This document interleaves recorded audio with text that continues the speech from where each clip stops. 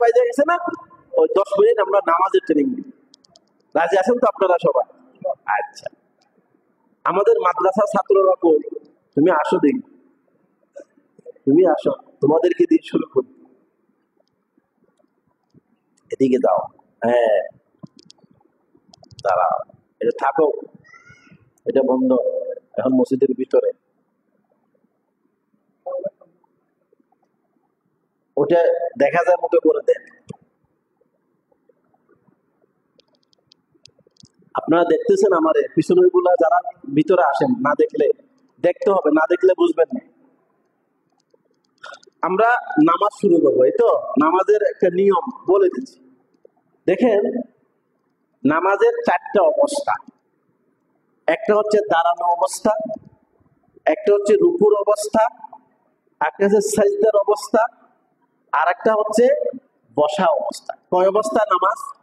4 অবস্থা। এখন এই যে 4 অবস্থায় নামাজ আমরা পড়ি, প্রত্যেকটা রুকন বলা হয়, এগুলাকে বলা হয় রুকন। এই রুকনে সুন্নত আছে, ওয়াজিব আছে, ফরজ আছে। নামাজের মোট 13টি ফরজ আছে। ওই 13টি ফরজ যদি কেউ তরক করে, তার নামাজ হবে না। ঠিক তেমনি ভাবে নামাজের 14টি ওয়াজিব আছে।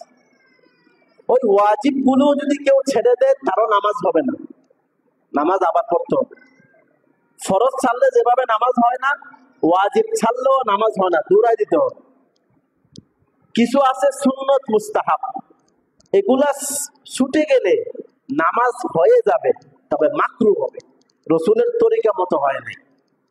এখন আজকে আপনাদেরকে আমি শুধু দাঁড়ানোর নিয়মটা শিখাবো। এই যে আমি নামাজের জন্য দাঁড়াইলাম, এই দাঁড়ানোর আগে আমাকে 7টা কাজ করে আসতে হবে। কয়টা কাজ? এই 7টা কাজ ফরজ। দাঁড়ানোর আগে 7টা কাজ করে আসতে হবে। ও 7টা কাজ কি ভাই? ফরজ। ওটা কি? এটা আমাদের এই ওদেরকে লাগতেছে কেন জানেন? ওরা এগুলা জানে, ওরা এগুলা কি জানে যে নামাজের আগে 7টা কাজ, এগুলা কি? তুমি বলো দেখি, নামাজের বাহিরে এবং ভিতরে কয় ফরজ? হ্যাঁ, নামাজের বাহিরে এবং ভিতরে মোট ফরজ কয়টা? 13টা। দেখছেন? হ্যাঁ বলতে পারতেছি, মাশাআল্লাহ। নামাজের বাহিরে কয় ফরজ? 7 ফরজ। এই নামাজের বাহিরে 7টা ফরজ কি কি বলতো?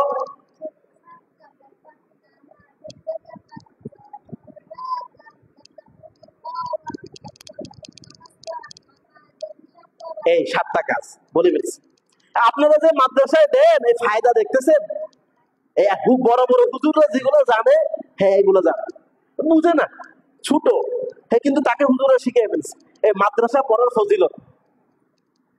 শরীর পাক হইতে হবে। আপনি নামাজ পড়তে আসছেন, প্রথমে আপনার শরীর পাক, 1 নম্বর ফরজ। কাপড় পাক হতে হবে, না পাক কাপড় দিয়ে নামাজ হবে না। শরীর পাক, কাপড় পাক, নামাজের জায়গা পাক। যেখানে নামাজ পড়তেছেন, বাসা বাড়িতে ছোট বাচ্চারা পেশাব করে, ওখানে আপনি নামাজ পড়লে জানামাজ বিছিয়ে নামাজ পড়তে হবে। এমনি যদি নামাজ পড়ে, নামাজ হবে না। এটা 3 বার ভালো করে পানি দিয়ে ধুইয়ে তারপর ওটাকে পাক করে নামাজ পড়তে হবে। তা আপনি পানি দিয়ে 3 বার ধুন, ছোট বাচ্চা বারবার পেশাব করতেছে, সম্ভব? আমার বাসায় আমি জুতা ব্যবহার করি, ভিতরে অজু করে জুতা দিয়ে ঘর থেকে বেরো, ছোট বাচ্চা সে পেশাব করতে পারে। এখন আপনাদের ঘরের আপনি নামাজ পড়েন, এখন অনেক মানুষ আছেন, আপনারা ঘর থেকে আসেন, আপনার ঘরে কিন্তু পেশাব, আপনি কি করছেন? অজু করে ঘর থেকে আসছেন, ওই যে ফ্লুরটা পাড়ায় পাড়ায় আসছেন, আপনার পা নাপাক হয়ে গেছে, সারা দিন নামাজ পড়েন, নামাজ হবে না। বুঝতে পারলাম? শরীর পাক হতে হবে, কাপড় পাক হতে হবে, এবং নামাজের জায়গা পাক হতে হবে। শরীর পাক, কাপড় পাক, নামাজের জায়গা পাক। তারপরে কি ভাই? সতর ঢাকা, সতর ঢাকতে হবে। পুরুষের জন্য সতর কি? নাভি থেকে নিয়ে হাঁটুর নিচ পর্যন্ত, এটাকে ঢাকতে হবে। কেউ যদি হাঁটুর উপরে যদি কাপড় পরে নামাজ পড়ে, নামাজ হবে না। এটা হচ্ছে ফরজ। আর পুরো শরীর ঢাকা সুন্নত। কেউ যদি মনে করে কৃষক নামাজ পড়তেছে, সে উদাম গায়ে গেছে কোথায়? কৃষি কাজ করতে, কাপড় কই পাবে? তার লুঙ্গি হাঁটুর নিচে নামিয়ে দিবে, ইয়ার উপরে বেঁধে ফেলবে, নাভির উপরে বেঁধে অজু করে শ্বাস শরীর পাক থাকলে নামাজ পড়ে ফেলতে পারে। সে ইয়ার কাপড় কই পাবে? সুন্নত, এটা কি না, ফরজ নয়। শরীর পাক, কাপড় পাক, নামাজের জায়গা পাক, সতর ঢাকতে হবে, কেবলামুখী হইতে হবে। এই যে আমি ট্রেনে আসি না, অনেক মানুষ ধুমছে নামাজ পড়তেছে কেবলা ছাড়া, ফতুয়া আমারে দিয়ে দেয় উল্টা। আমি গেছি নামাজ পড়ার জন্য, আমি তো ভাই কেবলা কোন দিকে, কোন হুজুর গাড়ির কি কেবলা টেবলা লাগে নাকি, ফতুয়া আমারে দিয়ে দিচ্ছে কমসা দিকে। হ্যাঁ, আমরা ফতুয়া দিয়ে দিচ্ছি উল্টা। তা আমি বলছি আপনি এই ফতুয়া কই পাইছেন যে কেবলা লাগে না ট্রেনে?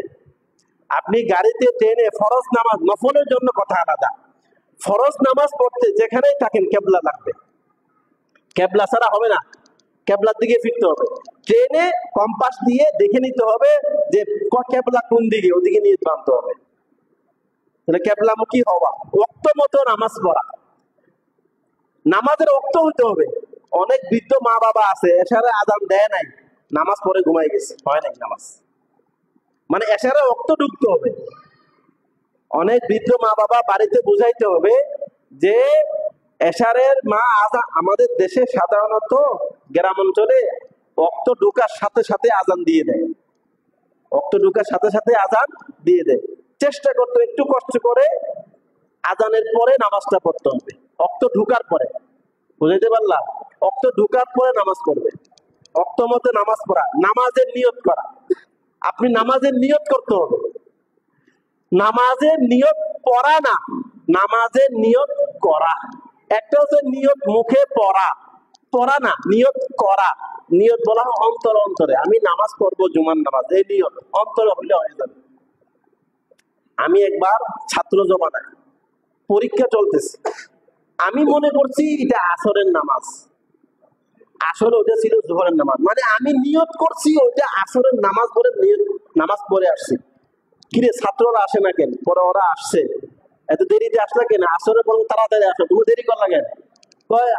এখন কি আসর রক্ত নাকি? আমাকে কোন রক্ত? জোর রক্ত। হ্যাঁ, আল্লাহ, আমি তো জানি না।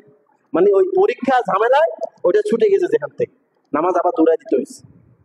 এই মানে নিয়ত থাকতে হবে আপনি যে নামাজ পড়তেছেন। মোট কয়টা ফরজ? 7টা ফরজ। নামাজের বাহিরে 7 ফরজ, নামাজের ভিতরে 6 ফরজ। 1 নম্বর তাকবীরে তাহরিমা বলা, আজকে ফরজ গুলো বলে শেষ করে দিব। তাকবীরে তাহরিমা বলা, তারপরে কি খাড়া হয়ে নামাজ পড়া, দাঁড়িয়ে নামাজ পড়া। এই এখানে একটা মাসালা বলি, দাঁড়িয়ে নামাজ পড়া ফরজ। এখন আপনি চেয়ারে বসতেছেন, চেয়ারে বসে নামাজ পড়তেছেন, চেয়ারে বসে নামাজ পড়লে হবে কিনা? আপনি যদি ইচ্ছাকৃত ভাবে কোনো উজর ছাড়া এমনি চেয়ারে বসেন, অনেক মসজিদ আপনি শহরে যান, চেয়ারে ভরে গেছে, চেয়ারে ভরে গেছে মসজিদ। না, যে ব্যক্তি রুকু সেজদা করতে পারে তার জন্য চেয়ারে বসা সহি না। সে রুকু সেজদা করতে পারলে তাকে চেয়ারে বসা যাবে না, সে রুকু দাঁড়িয়ে নামাজ পড়তে হবে রুকু সেজদা করে। হ্যাঁ, কেউ রুকু সেজদা করতে পারে না, তখন তার জন্য অনুমতি আছে বসে নামাজ পড়ার জন্য, তো চেয়ারে বসে। এখন দেখা যায় পুরো দুনিয়া ঘুরে, কিন্তু নামাজের বেলায় চেয়ার নিয়ে বসে নামাজ পড়তেছে। এরকম অনেক আছে না ভাই? আপনি ফরজ তরক করলেন, নামাজ হবে না তো ওজর ছাড়া করলে। কথা বুঝাইতে পারলাম? আলহামদুলিল্লাহ আমাদের এখানে চেয়ার বেশি নাই, 2-1 জন হয়তো অসুবিধার কারণে পড়েন, মাসালা বলে দিলাম। যদি অসুবিধা আপনার মনে আজকে ভালো লাগতেছে, আপনি চেয়ার সরাই ফেলেন। আপনার যদি অসুবিধা হয় চেয়ার নেন। মানে আপনি যদি রুকু সিজদা করতে না পারেন চেয়ার ছাড়া, তখন আপনি নিতে পারেন, রুকু সিজদা করতে পারলে চেয়ার নেবেন না। তাহলে গেল ভাই, তাকবীরে তাহরিমা বলা, খাড়া হয়ে নামাজ পড়া, কেরাত পড়তে হবে, রুকু করতে হবে, 2 সিজদা করতে হবে, এবং আখিরি বৈঠক শেষে বসতে হবে নামাজের। এই 6টা ফরজ। তাহলে নামাজের বাহিরে এবং ভিতরে মোট ফরজ কয়টা? 13টা। নামাজের বাহিরে 7 ফরজ, নামাজের ভিতরে 6 ফরজ। এই 13টা ফরজ যদি কেউ আদায় না করে নামাজ হবে না। তাহলে দাঁড়ানোর সুন্নত কথা বলতে পারি নাই। মোট নামাজের সুন্নত হচ্ছে 51টি। কয়টি? মোট নামাজের সুন্নত 51টি। আমি আপনাদেরকে ফরজ গুলো বললাম, ওয়াজিব গুলো বলি নাই। আল্লাহ তাআলা আমাদেরকে বুঝা আমল করার তৌফিক দান করুন। সবাই বলি আমিন। আচ্ছা বাস, তোমরা বসো গিয়ে, আমাদের সময় তো প্রায় শেষ। ইয়ার কথা এবার, আমরা গত সপ্তাহে বলেছিলাম আপনাদেরকে এসির কথা, ওইটা আবার চলে আসলো যেখানে। এখন আপনারা বলেন তো দেখি কি করা যায়।